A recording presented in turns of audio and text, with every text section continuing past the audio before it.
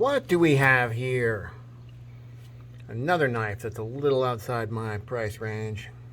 It's a Herman Sting. What do we got? M390 titanium with this awesome milling. It's funny, it's grippy, but not harsh at all. It's sticking up these little ribs, but they don't feel sharp. They just feel, I don't know, grippy is the right word. They have a neat pattern. They're kind of skinny in the middle, and then they expand going this way, and they expand going this way. So I don't know if you can see that or not.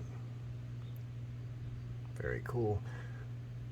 He seems to put different kinds of hardware on the same knife, almost like a custom.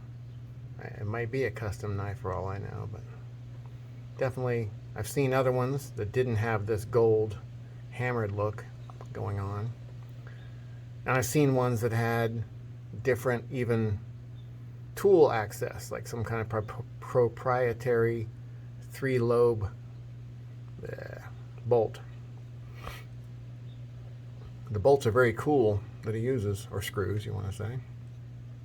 These are the tips of these screws. This one, not this one, but also that one and that one. So 1, 2, 3. These are the tips of those 1, 2, 3. The screws go all the way through because he wants to get as much thread contact as he can on this side. He could have made blind holes here and had the screws end just a little bit up in there. That would have been fine. But this way, he uses the whole screw length that it can in here. This whole, what is it, 1/8 of an inch thick that the screw can go through here. And then it pops out the other side. And just below this little rounded off polished end, there's threads. And the threads go all the way through, holding onto this half. A lot of people will do it differently. They'll have screws coming in from both sides, and those screws will just almost meet in the middle, threaded into this backspacer. But the way Herman Knives does it is just has one screw going all the way through and then polishing around the ends. These two here are what hold on the lock bar, or lock, whatever you would call it. It's not a frame lock, so is it a liner lock? It's kind of a liner piece. It's just like a long piece that sits inside there, bolted at this end and sprung, so it's trying to push its way over, and that's what locks the blade when it drops.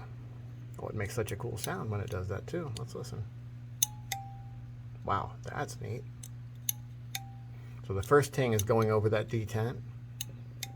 Second one is locking in. And when you flip it open, it makes that kind of a noise. Well, sometimes. Great sound. Great feel. I don't mind this pocket clip being way up here. It's interesting what they've done underneath this pocket clip. It's milled underneath it so that when you're putting it on your pocket, there's kind of room for the material to go under this clip. It's a very long clip, but seems to work well. There's some more of that hammered look on the back side. Wow, okay. I never noticed that before. So this, it looks like a round head on this side, but it's actually not. It has little inset bumps, and that head has to have those cut into it, so that's what keeps it from spinning on this side. Instead of a D-shaped pivot, it's a multi-inset little dent pivot. I'm not sure what that was. Anyway, backspacer has that same hammered look. Comes to a point right there. Very cool. Again, with high-end knives like this, the centering is almost biblical. It's ridiculous. That's centered to an extreme where you could measure it with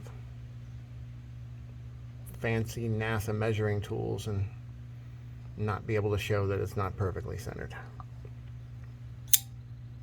What a great sound. Is it drop shutty? Like 95% drop shutty. A little shake and it goes down. Very hydraulic and smooth. Herman knives sting. Pick one up today. Yeah, it's probably not that easy. You probably have to pre-order or get on a list or something like that. Great knife.